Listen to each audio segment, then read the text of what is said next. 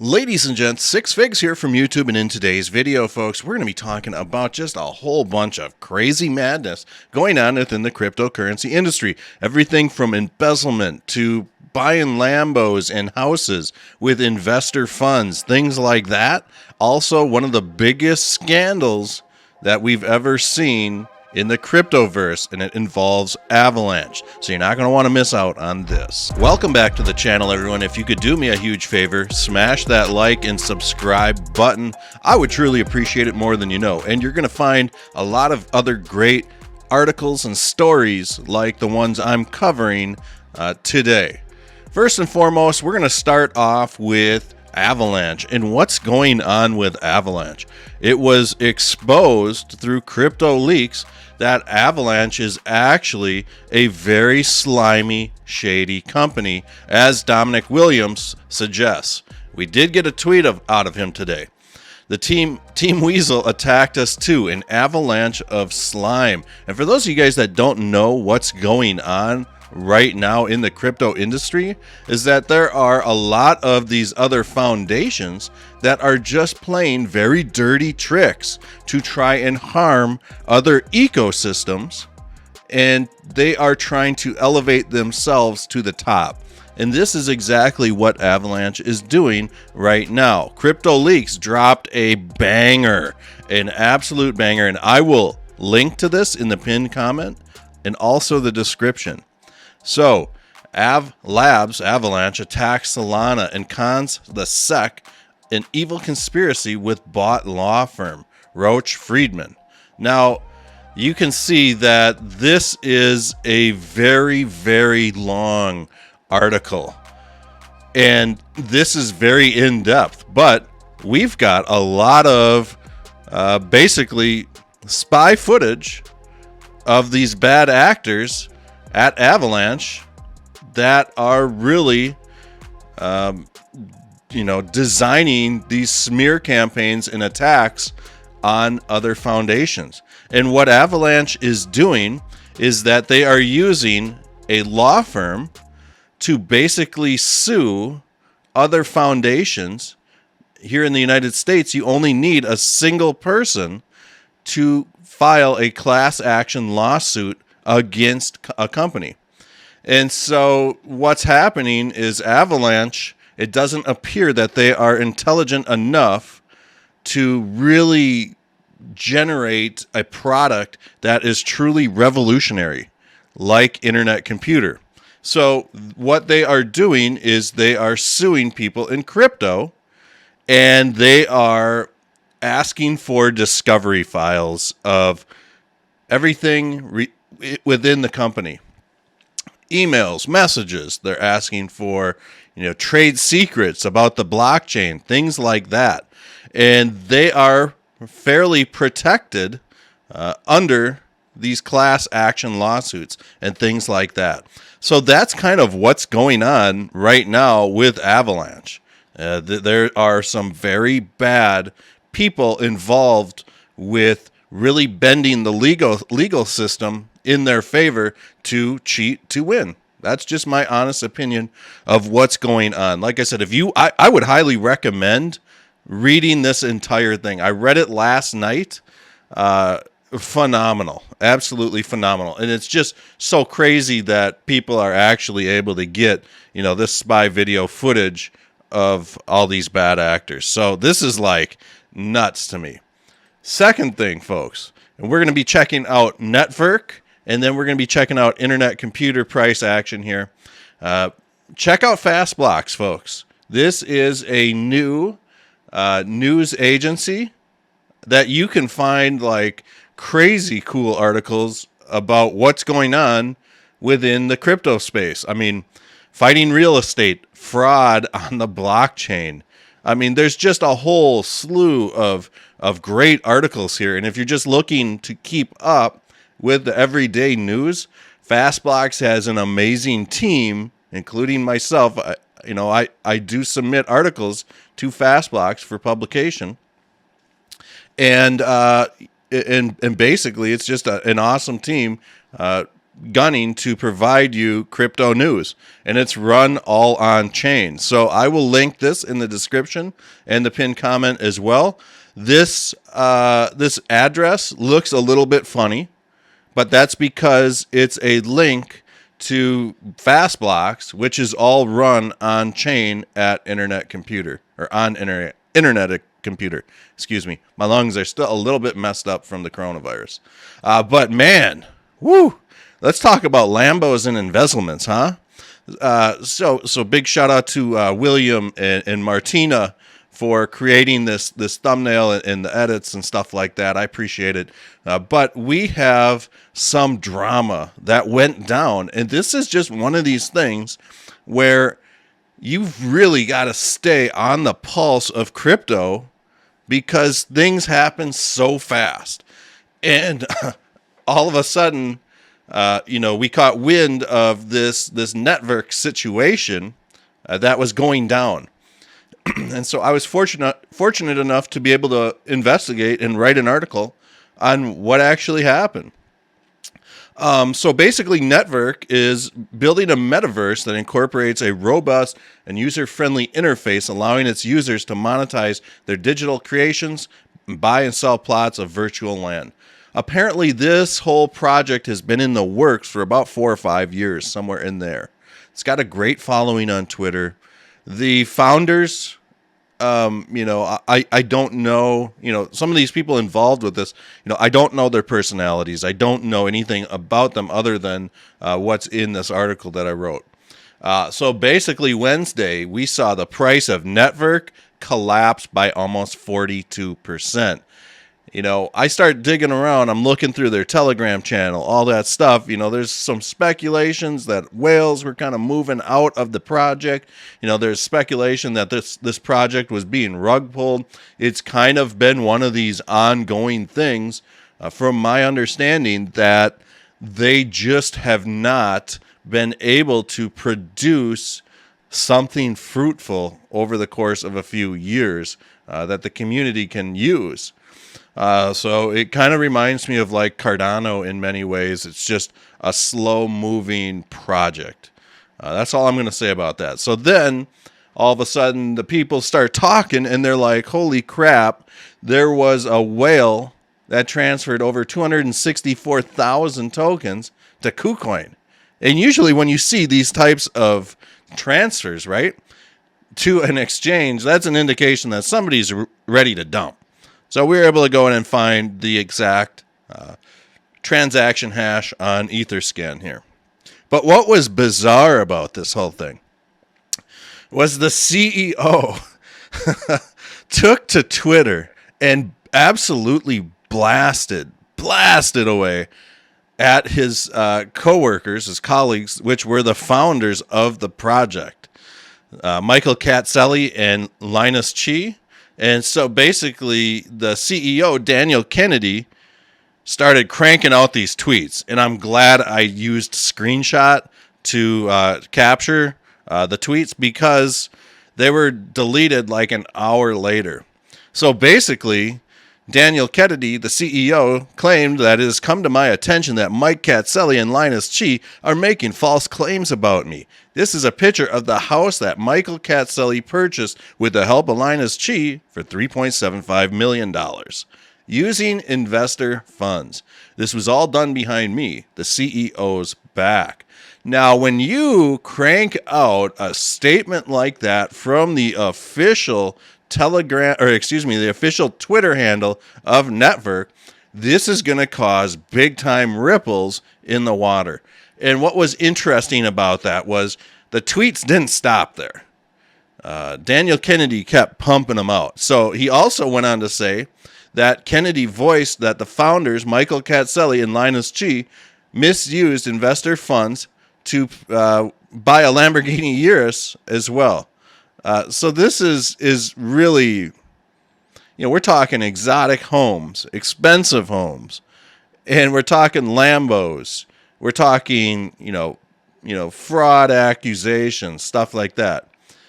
This just seems to be like it just seems like it goes hand in hand in crypto, right? But Kennedy asserted that Chi and Katselli committed mortgage fraud by using Netvrk's banking information to acquire the loan in the first place. And this is just one of these things, folks. You just can't make this stuff up. And then after Kennedy confronted the founders about the Lambo in the house, he was cut off from the company. That's what he claims. You know, when it comes down to this kind of stuff, we'll never know the true story. You know, but Kennedy goes on to say that these tweets were just pure retaliation for cutting him off from the company. But then it gets crazy buck wild from here, folks. The Netvrk founders went and blew up Daniel Kennedy on Telegram. And the Netvrk Telegram channel is an extremely active place for the Netvrk community. So here we have Mike Katzelli, one of the founders, basically start outing Kennedy. And he was like, you know what? He's been removed for several key reasons.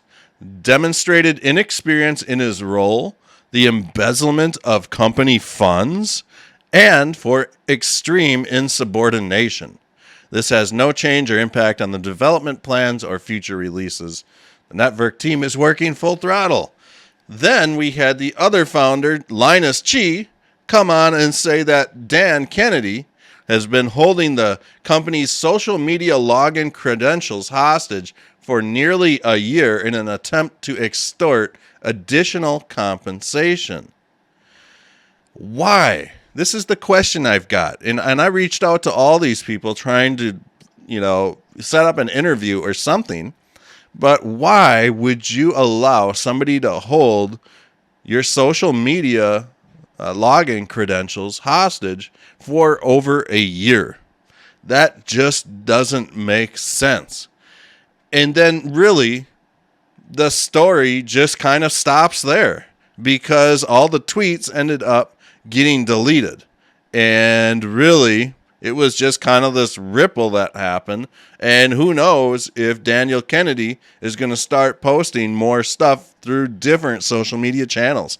So this is it's just one of these crazy situations, I was able to go through, verify that house was sold back in February for $3.75, just like the tweet claims. But, I just don't know who to believe in this situation. So when I went ahead and analyzed Netvrk's chart, this is kind of what I found. And really, I threw up this Fibonacci time sequence. And this is almost spot on to the T. Time sequence was indicating that there was going to be a big shift in momentum August 15th. But then we can see that once August 25th rolled around and that whale moved his tokens onto that exchange of KuCoin, the price just collapsed. Absolutely collapsed. Now, what's going to happen from here? Well, right now it appears that there is some sort of sideways trading or consolidation pattern that is happening. This is not financial advice. So go get a financial advisor if you want financial advice. But when we look at this on a 12-hour chart, we can see that there is a symmetrical triangle squeeze that is occurring. And when we do a Fibonacci retracement, you can see how this price ripped right down to the 127. Now, this is going to kind of get interesting to see if Netvrk actually recovers and starts climbing back up again. The 50 moving average on the 12-hour chart is about to death cross the 200. Sometimes when we get that, we will see an actual reversal when a death cross occurs. Let's just see if we can go back in hindsight. We can't really see anything at this moment. This chart's just too new.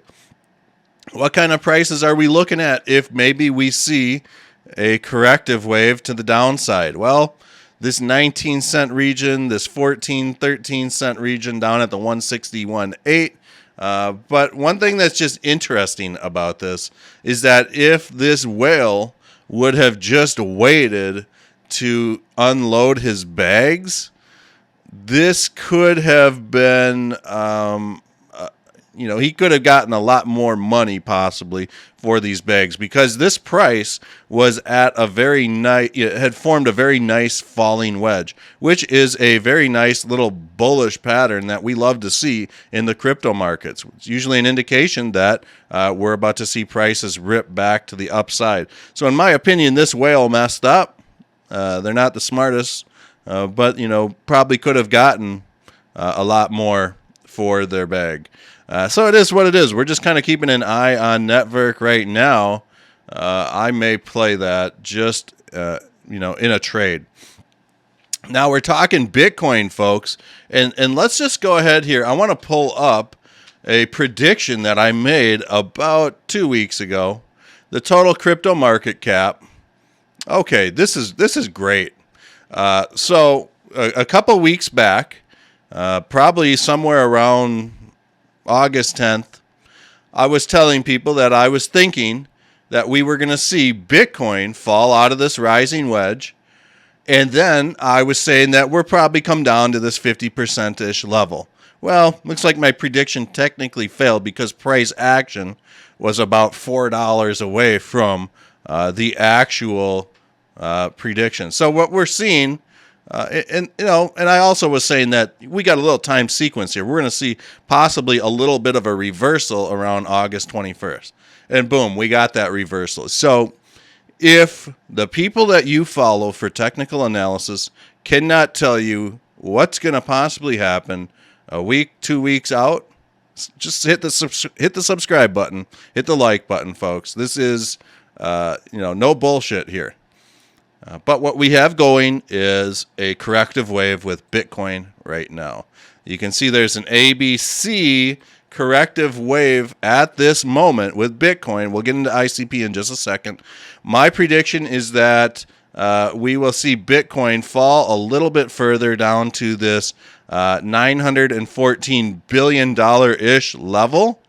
I am waiting to do any trading really until we see that.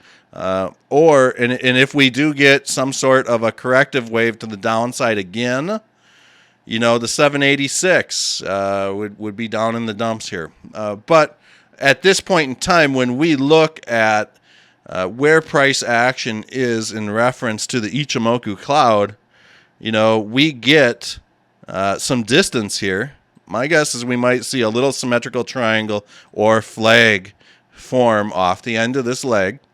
And at that point in time, I think that price may attempt to move to the upside if it bounces off the 61.8, just because it's so far away from the Ichimoku cloud. So right now, I think that we're going to be trading sideways here for the next few days. ICP, it's at $6.10. Let's get rid of some of this stuff. Here we go.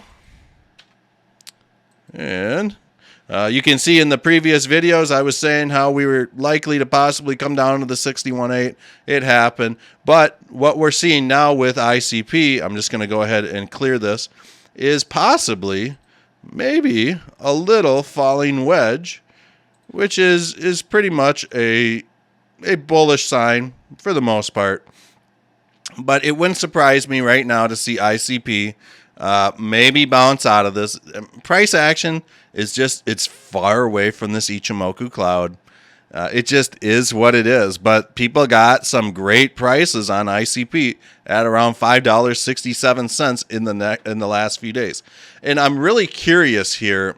It almost looks like some sort of head and shoulders pattern that could be possibly trying to form here. We're going to just throw up a little Fibonacci retracement and see where we're sitting. So this is very accurate in my opinion, because we saw price obey the 382 here, got hung up on the 61.8, got rejected by the 61.8, obeyed the 786. So it is what it is. If the bottom falls off at about $5.71, I'm going to put a buy order in for like $4.70, not financial advice, on ICP.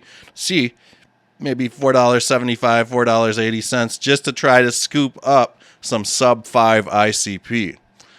So it is what it is. I'm very long-term into ICP, so I could care less what the price is doing short-term. I'm thinking years ahead. I will probably start unloading my bags. But it is what it is right now. That's kind of what's going on with ICP. Let's just go ahead and throw up a Fibonacci extension to kind of look at what this thing's doing to the upside. So we may get a retest at 659, 719, $7.87, or $7.80, $8.67 for now. It's been a crazy week for me, folks. I've just been so busy, I've barely been able to make YouTube content. That will all change this week. I've been writing a lot of articles for Fast Blocks and other places, so just feel free to check out some of those articles on Fast Blocks. Also check out the whole Cryptoleaks thing on Avalanche. Guys, I recommend just reading the whole thing so you can understand what exactly is going on. So thanks for watching. If you made it this far, smash the like button, smash that subscribe button. Let me know in the comments section. I want to actually hear from you guys if you're holding AVAX and why.